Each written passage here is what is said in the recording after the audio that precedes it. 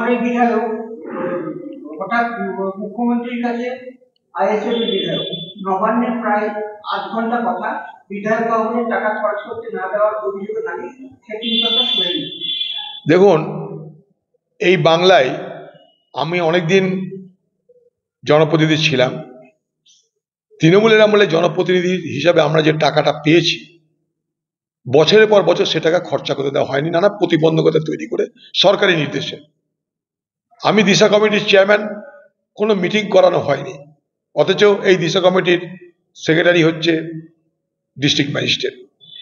এবং পরিকল্পিতভাবে মানুষের উন্নয়নের জন্য একজন এমপি হিসাবে যে টাকাটা পেয়েছিলাম, বছরের পর বছর ধরে সেই টাকা আমাকে খরচা করতে দেওয়া হয়নি, বছরের পর বছর ধরে।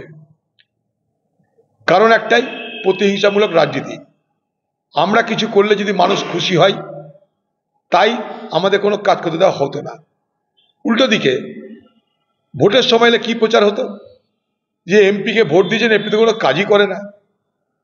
কারণ ওরা জানে টাকা খরচ করতে দিইনি আমরা, অতএব টাকা খরচ করে কাজ করার কোনো সুযোগ নেই। তারপর বহু কসরত করে আমি দিল্লিতে কসরত করে এই টাকাতে কাজ করার চেষ্টা করেছিলাম, সেই কাজ এখনো চলছে।